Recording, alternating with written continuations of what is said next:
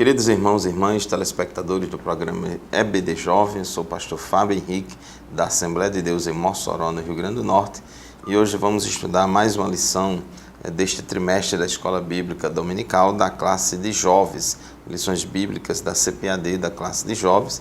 Estamos estudando nesse primeiro trimestre do ano de 2020 a respeito da Cristologia, a doutrina de Jesus Cristo. Jesus Cristo, Filho de Deus, Filho do homem. E hoje, na lição de número 9, a lição tem como título A Salvação Ofertada por Jesus Cristo. O texto do dia se encontra em Atos, capítulo 3, versículo 19, que diz assim: Arrependei-vos, pois, e convertei-vos, para que sejam apagados os vossos pecados, e venham assim os tempos do refrigério pela presença do Senhor. E a síntese da nossa lição afirma o seguinte: eleição, arrependimento e regeneração são três níveis de compreensão da obra da salvação na vida de todo cristão. Amém? Então, como os irmãos já podem perceber, hoje nós vamos estudar três aspectos importantes a respeito da soteriologia, da doutrina da salvação, que Jesus veio trazer para nós, que é a eleição, o arrependimento e a regeneração. Então, o programa EBD Jovem estará apenas começando. Convidamos você a continuar conosco.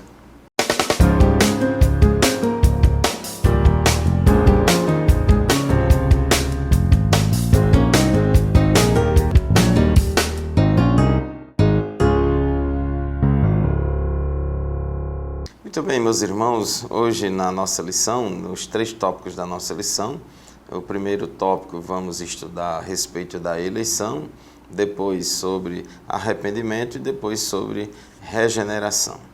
No que diz respeito a esse assunto da eleição, é um assunto que às vezes ele é mal compreendido por muitos irmãos. Alguns dizem que a Bíblia não fala de eleição, e na verdade a Bíblia fala sim de eleição, a Bíblia fala de predestinação. Agora, em relação àqueles que estudam a Bíblia a respeito desses assuntos, há aí uma divergência de interpretação entre os que são chamados calvinistas e os arminianos, porque há uma compreensão diferenciada a respeito deste tema da eleição. Os calvinistas, eles acreditam numa eleição incondicional, ou seja, que não depende de nada do homem. Já os arminianos, eles defendem uma eleição condicional. Nós, como crentes da Assembleia de Deus, professamos o entendimento arminiano a respeito da eleição. É a eleição condicional. Essa eleição condicional é o que nós vamos explicar aqui neste primeiro tópico da lição de hoje. Bom, em primeiro lugar, é importante a gente entender que o plano da salvação foi traçado por Deus, foi planejado por Deus antes mesmo da fundação do mundo e antes da criação do homem. Antes que o homem pecasse, Deus já tinha em mente o plano da salvação.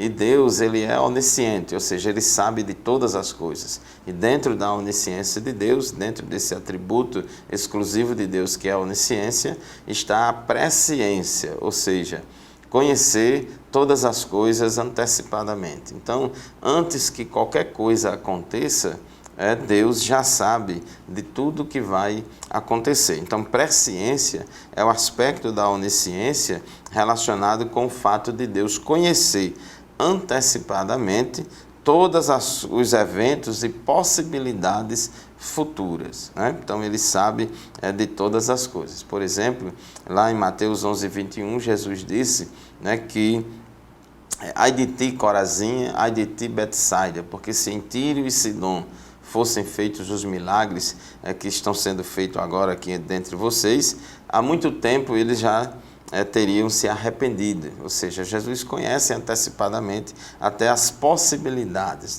Se a gente escolher uma coisa de um jeito, ele sabe quais serão as consequências. Se escolhermos de outro, ele também já sabe. Então, a presciência de Deus, ela é essa qualidade que só Deus tem de conhecer todas as coisas antecipadamente. Agora, o fato de Deus conhecer tudo antecipadamente não significa que isso vai afetar as decisões do homem. O fato de Deus conhecer as nossas decisões com antecedência, Ele não vai induzir, né? Ele não vai decidir por nós. Então, as ações de um homem não são permitidas ou impedidas simplesmente porque são previstas ou conhecidas de antemão por Deus. Deus sabia previamente, né, que a raça humana cairia no pecado e que iria precisar de um Salvador. Assim, Deus planejou o plano da redenção, da salvação do homem em Cristo, muito antes do mundo ter sido criado. Então, a eleição, como também a predestinação, ela é primeiramente coletiva. A eleição e a predestinação, ela é coletiva, ou corporativa e não individual. Deus, ele não elegeu pessoas individualmente para a salvação ou para a perdição. Deus elegeu um povo, Deus elegeu o corpo de Cristo, Deus elegeu a igreja. Então, quem é eleita é a igreja. A eleita é a igreja porque ela está em Cristo. Então, isso é importante. Então, a eleição, no contexto aqui da doutrina da salvação, a eleição é a escolha feita por Deus antes da fundação do mundo de pessoas para a salvação e privilégios, baseado na fé que essas pessoas teriam em Cristo, a qual foi conhecida antecipadamente por Deus. Ou seja, Deus, na sua presciência, ele já sabia quem aceitaria Jesus como Salvador e já sabia quem rejeitaria Cristo. Então, ele decidiu de antemão o seguinte: todo mundo que aceitar a Jesus como Salvador, esses são eleitos para o céu, esses são eleitos para a vida eterna. Notemos que a passagem de Efésios capítulo 1, versículo 4, limita a eleição para aqueles que estão em Cristo. Diz o texto sagrado de Efésios 1 e 4, como também nos elegeu nele antes da fundação do mundo, para que fôssemos santos e irrepreensíveis. Ou seja, nos elegeu nele, em Cristo, porque Jesus é o primeiro eleito, e a igreja, o corpo de Cristo é eleita em Cristo. Então, a escolha feita pelo homem, ela foi conhecida antecipadamente por Deus. Então, antes da fundação do mundo, Deus já sabia quais as pessoas que tomariam a decisão de se converter a Cristo e quais as pessoas que tomariam a decisão de rejeitar a Cristo. Então, a eleição bíblica, a eleição dos crentes é baseada nesse conhecimento prévio de Deus. Então, o fato de Deus conhecer antecipadamente, isso não influencia, isso não determina, vamos dizer assim, não determina as nossas escolhas. Então, um aspecto importante para a gente fechar esse assunto da eleição é que a eleição em Cristo é, em primeiro lugar, coletiva, isto é, a eleição de um povo. Então, se você observar os textos de Efésios, capítulo 1, 1 Pedro 1 e 1, 1 Pedro 2 e 9, você vai ver que sempre esse termo eleição está sendo colocado no plural, falando no plural, porque a eleição, em primeiro lugar, ela é coletiva, é a eleição de um povo. E esse povo eleito é chamado de corpo de Cristo, é chamado por Jesus de minha igreja, é o povo adquirido por Deus, é a noiva do Cordeiro. Então, observe que é uma eleição corporativa, uma eleição coletiva e não individual. A eleição é coletiva e abrange o ser humano como indivíduo somente à medida que este indivíduo se identifica e se une ao corpo de Cristo, que é a igreja. Então, Deus elegeu a igreja. Se nós fizermos parte da igreja santa que vai subir no arrebatamento, estamos eleitos. Se não fizermos parte do corpo de Cristo, estamos fora. Então, meu querido irmão, minha querida irmã, o fato de Deus saber antecipadamente o conteúdo de todas as decisões dos homens não significa que Deus imponha aos homens a tomada das decisões nossas. Deus deu a nós o livre-arbítrio e não força ninguém a tomar uma decisão pró ou contra o reino de Deus. A igreja é eleita e ela está predestinada a entrar no céu, e assim vai acontecer, porque Deus, na sua soberania, declarou que a igreja igreja é vitoriosa. Se você também quiser ser um eleito, um predestinado, aceita Jesus Cristo como seu único e suficiente Salvador, e assim também você vai fazer parte deste povo eleito. Amém? Assim concluímos o primeiro bloco do nosso programa, vamos fazer o nosso primeiro intervalo e já já a gente retorna para continuar o assunto da nossa lição. Continue conosco.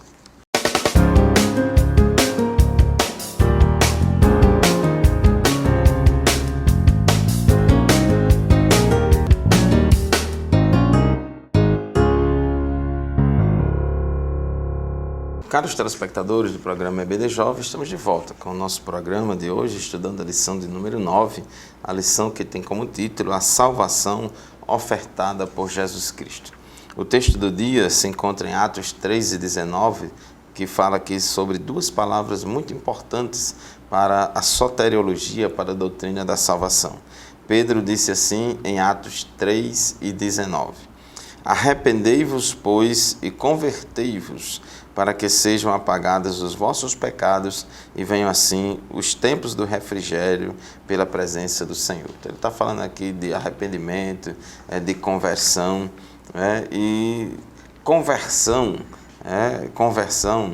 é um resultado da operação de duas coisas importantes feitas por nós, que é o arrependimento e a fé. Se a gente pudesse escrever na forma de uma equação matemática, a gente poderia dizer que conversão é igual a arrependimento mais fé. E a conversão é algo que tem que ser feito pelo homem. Deus não se converte por nós.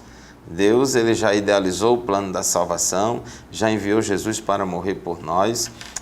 Deus enviou o Espírito Santo para nos convencer do pecado, da justiça e do juízo. Deus enviou a igreja para pregar para nós.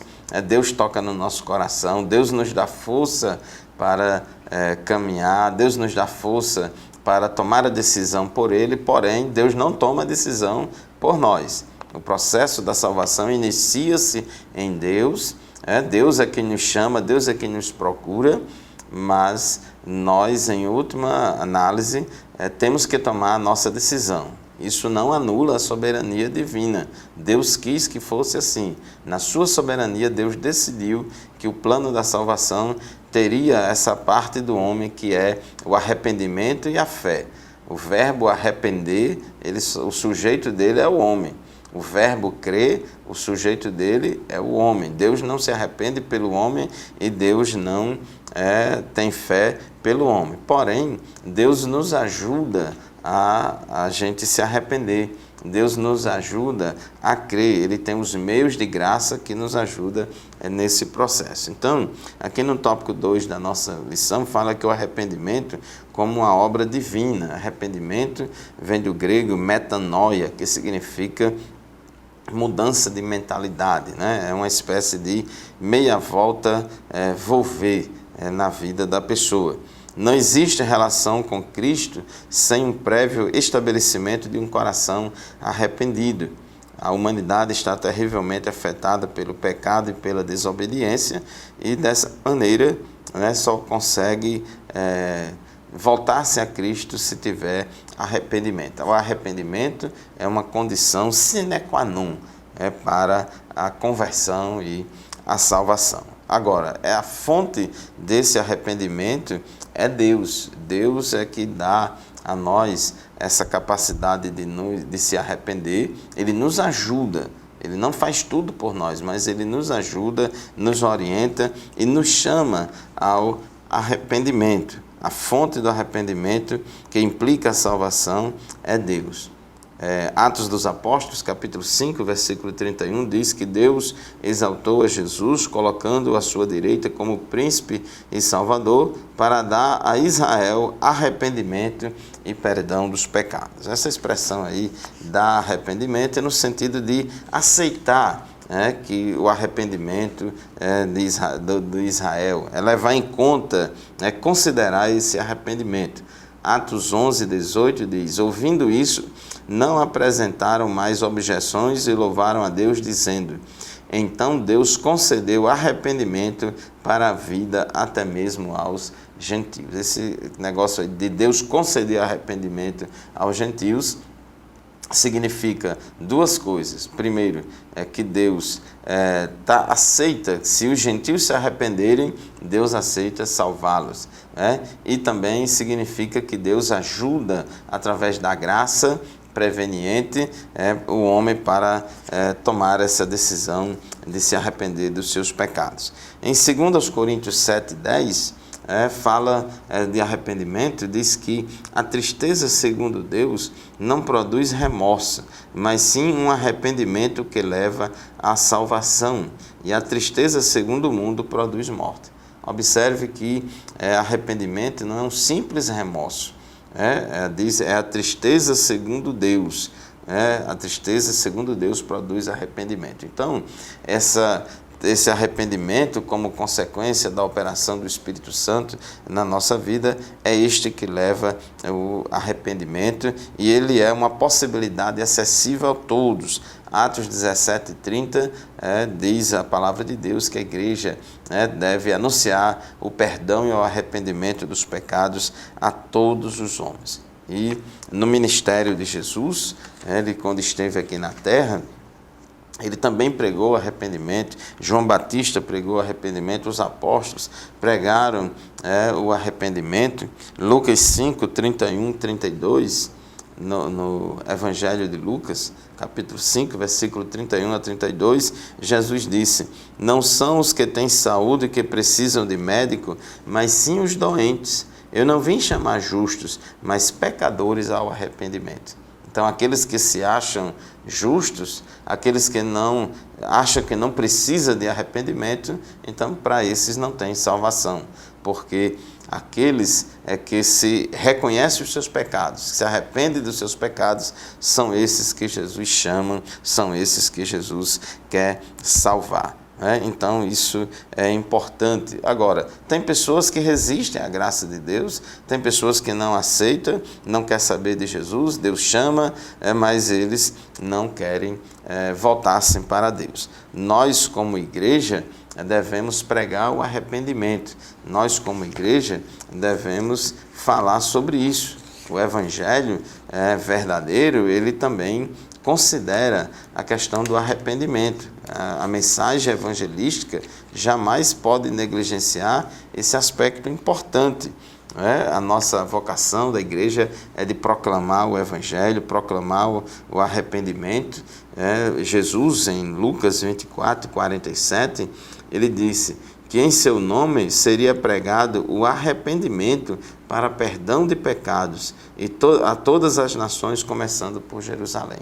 Então, não podemos negligenciar a pregação do arrependimento, de chamar o povo ao arrependimento. A mensagem evangelística não pode ser mensagem de autoajuda, de dizer que o ser humano não tem pecado, que é bonzinho e que etc. Apenas a gente está chamando para fazer parte da nossa comunidade de fé. Não é assim. A gente tem que falar claramente que o salário do pecado é a morte, que todos pecaram e estão destituídos da glória de Deus, e que o homem precisa se arrepender dos seus pecados e crer em Jesus Cristo, para que assim, convertendo-se a Cristo, ele possa ser considerado e declarado um filho de Deus. Então, meu querido irmão, assim concluímos o segundo bloco do nosso programa de hoje, o segundo tópico da nossa lição. Vamos fazer o nosso segundo intervalo e rapidinho a gente volta para continuar o nosso estudo. Vamos falar sobre regeneração. Continue conosco.